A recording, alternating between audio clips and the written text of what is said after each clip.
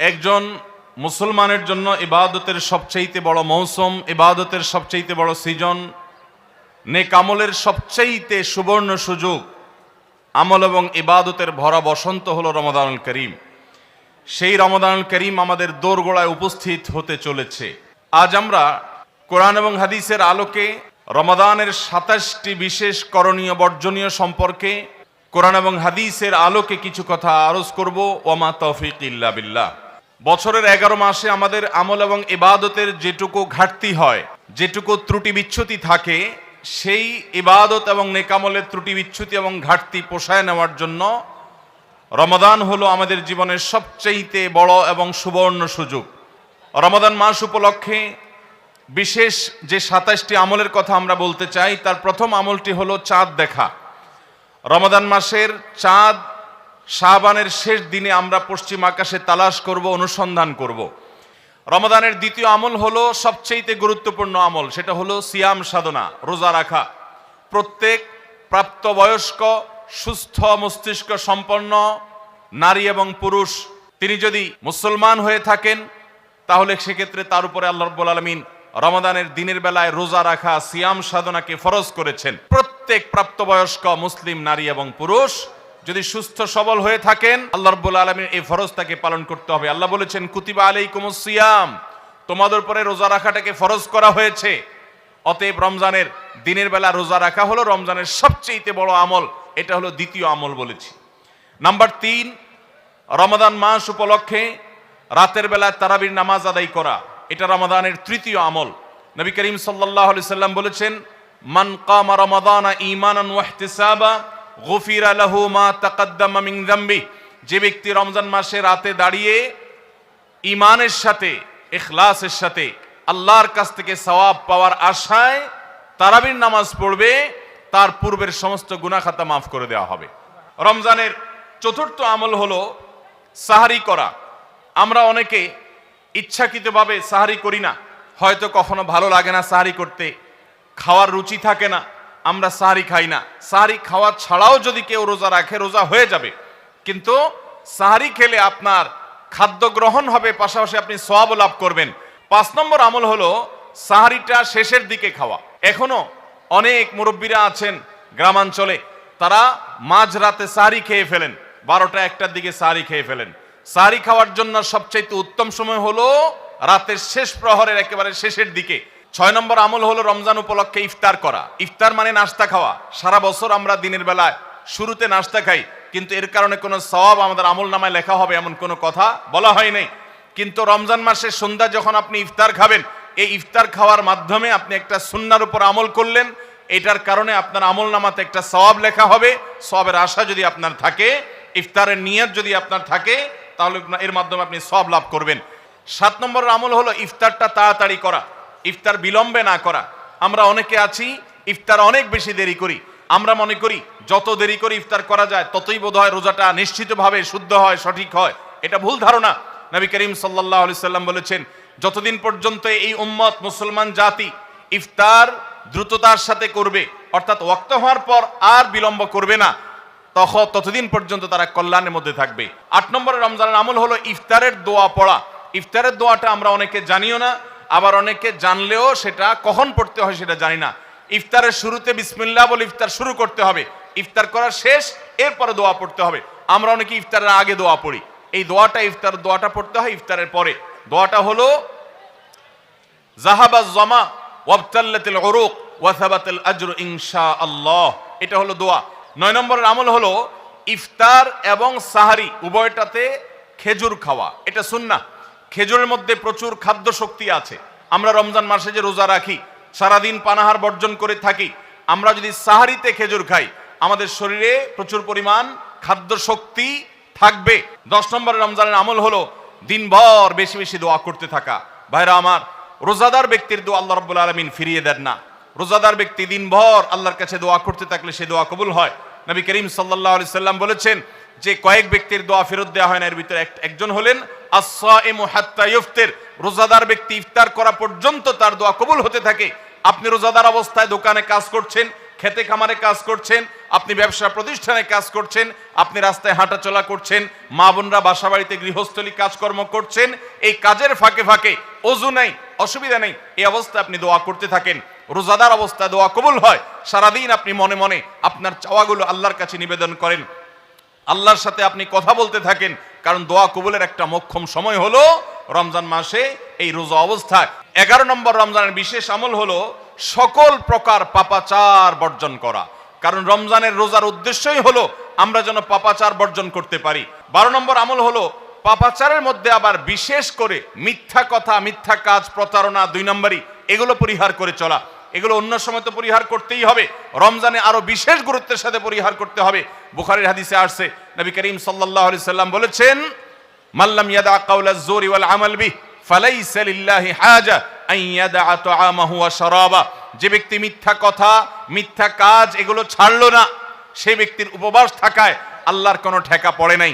অর্থাৎ তার এই রোজা থাকাটা উপোস থাকা ছাড়া কিছুই নয়। 13 নম্বর আমল হলো স্পেশালি ঝগড়াঝাটি থেকে বিরত থাকা।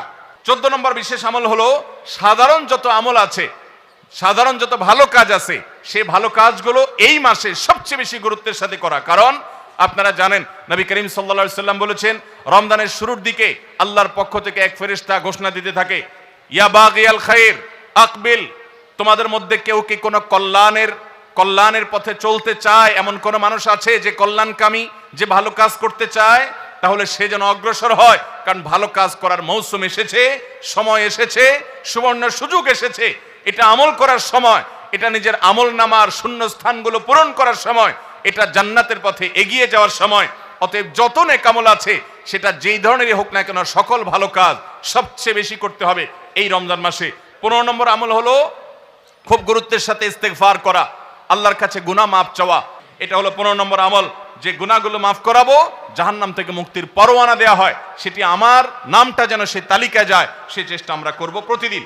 16 নম্বর রমজানের বিশেষ আমল হলো রোজাদারকে ইফতার করানো। নবী করিম সাল্লাল্লাহু আলাইহি সাল্লাম বলেছেন, মান ফাত্তারা সাইমান ফালাহু মিসলু আজরিহি মিন গায়রি আন ইউনকাসা মিন আজরিহি শাইআ। যদি কেউ কোনো রোজাদারকে ইফতার করায়, আল্লাহ রাব্বুল আলামিন ওই রোজাদারের রোজার কারণে তিনি যে সওয়াব পেয়েছেন তারটা তিনি পাবেন, অতিরিক্ত বোনাস হিসেবে যেই লোকটা ইফতার করালো রোজাদারকে, আল্লাহ তাআলা তাকে সমপরিমাণ সওয়াব দান করবেন। 17 নম্বর রমজানের স্পেশাল আমল হলো যে রমজানে বিশেষ গুরুত্বের সাথে কোরআন তেলাওয়াত করা। কারণ রমজান মাসের পরিচয় দিতে গিয়ে আল্লাহ তাআলা কোরআনে বলেছেন, শাহরু রমাদান আল্লাযী উনজিলা ফীহিল কুরআন। রমজান এমন মাস যে মাসে কোরআন নাজিল করা হয়েছে। এই কোরআন দিয়ে রমজানকে আল্লাহ পরিচয় দিয়েছেন। রমজান মাসের মর্যাদাই হয়েছে কোরআনের কারণে। এই জন্য কোরআনের সাথে রমজানে বেশি সময় কাটাতে হবে। কোরআনের হালাকা করবেন, কোরআনের মজলিস করবেন, কোরআন শিক্ষার আসর করবেন, ইমাম সাহেব মুয়াজ্জিন সাহেবকে দিয়ে প্রতিটা মসজিদে মসজিদে মুসল্লিরা কোরআন শুদ্ধ করবেন, বিশুদ্ধ করে তেলাওয়াত করবেন। কোরআন প্রতিদিন একটু একটু করে তেলাওয়াত করবেন। সম্ভব হলে গোটা রমজানে কমপক্ষে একটা বার কোরআন পড়ে শেষ করবেন। 18 নম্বর আমল হলো কোরআন তেলাওয়াত করার আমল। আমরা সবাই জানি, কিন্তু কোরআন রমজান মাসে নবী করিম সাল্লাল্লাহু আলাইহি সাল্লাম শোনাশুনি করতেন, এটা আমরা অনেকে জানি না। জিবরিল আলাইহিস সালামের সাথে নবী করিম সাল্লাল্লাহু আলাইহি সাল্লাম কোরআন শোনাশুনি করতেন। তিনি জিবরিলকে শোনাতেন, জিবরিল তাকে শোনাতেন। এই জন্য রমজান মাসে আপনি কোরআন তেলাওয়াত করে আপনার স্ত্রীকে শোনান, স্ত্রী তেলাওয়াত করবে, আপনি শুনেন, আপনি অন্য কারোর সাথে এভাবে শোনাশুনি করেন। 19 নম্বর আমল হলো সাদাকা করা, দান করা। 20 নম্বর আমল হলো সাহরি খেতে আমরা যখন উঠি তখন একটু তাহাজ্জুদের নামাজ পড়া, একটু দোয়া করা। এই সুযোগটা 11 মাস আমাদের হয় না। তাহাজ্জুদের নামাজ এত গুরুত্বপূর্ণ যে কোরআনে কারিমে আল্লাহ রাব্বুল আলামিন এই নফল আমলের নির্দেশ করেছেন, অমিনাল লাইলি ফাতাহাজ্জাদ বিহি নাফিলাতাল লাক। রাতের কিছু অংশ নফল হিসাবে তুমি তাহাজ্জুদ পড়ো। ভাইরা আমার, 5 ওয়াক্ত নামাজের জন্য ডাকে মুয়াজ্জিন আজানের মাধ্যমে, আর তাহাজ্জুদের জন্য ডাকেন স্বয়ং আল্লাহ রাব্বুল আলামিন। 21 নম্বর আমল হলো আল্লাহ যাদেরকে সামর্থ্য দিয়েছেন তারা উমরা করবেন। রমজানে উমরার ফজিলত হলো, নবী করিম সাল্লাল্লাহু আলাইহি সাল্লাম বলেছেন, উমরাতুন ফি রমাদান তাআদিলু হাজ্জাহ। রমজানের একটা উমরা একটা হজের সমতুল্য। 22 নম্বর আমল হলো রমজানে দিনের বেলা রোজা রেখে বেশি বেশি মেসওয়াক করবেন। আমরা অনেকে এটা জানি না যে রোজা রেখে মেসওয়াক করা যায়। আমরা বরং অনেকে মেসওয়াক করি না যে রোজা দুর্বল হয় কিনা। অথচ আম্মাজান আয়েশা রাদিয়াল্লাহু তাআলা আনহা বলেছেন যে আমি নবী করিম সাল্লাল্লাহু আলাইহি সাল্লামকে রমজান মাসে রোজা রেখে এত বেশি পরিমাণে মেসওয়াক করতে দেখেছি যে গুণে শেষ করা যাবে না। এই জন্য রমজান মাসে আপনার পকেটে মেসওয়াক থাকতে হবে। 23 নম্বর আমল হলো রমজানের শেষ 10টা দিন ইতিকাফে বসে যাওয়া। যাদের তৌফিক আছে মসজিদে ইতিকাফে বসে যাবেন। 24 নম্বর আমল হলো রমজানের শেষ দশকে বেশি বেশি ইবাদত করার চেষ্টা করা। বুখারী শরীফে আসছে নবী করিম সাল্লাল্লাহু আলাইহি সাল্লাম সম্পর্কে আম্মা জান আয়েশা বলেছেন, ইদা দাখালাল আশর, রমজানের শেষ 10 দিন যখন শুরু হতো তখন নবী সাল্লাল্লাহু আলাইহি সাল্লাম কি করতেন? আইকাজ আহিয়া লাইলা, সারা রাত আর ঘুমাতেন না। শেষ 10 দিন সারা রাত ঘুমাতেন না। ওয়াসাদ্দা মিজারা, কোমর বেঁধে নিতেন। ওয়াইকাদা আহলা, এবং তার পরিবারকে তিনি জাগিয়ে তুলতেন। আরেক হাদিসে আসছে নবী সাল্লাল্লাহু আলাইহি সাল্লাম বলেছেন, কারণ নবী সাল্লাল্লাহু আলাইহি ওয়াসাল্লাম ইযা দাখালাল আশর ইয়াজতাহিদু ফীহি মা লা ইয়াজতাহিদু ফী গায়রি, নবীজির জীবনে কখনো ইবাদতের জন্য এত চেষ্টা করতেন না যত চেষ্টা করতেন রমজানের শেষ দশকে ইবাদতের জন্য।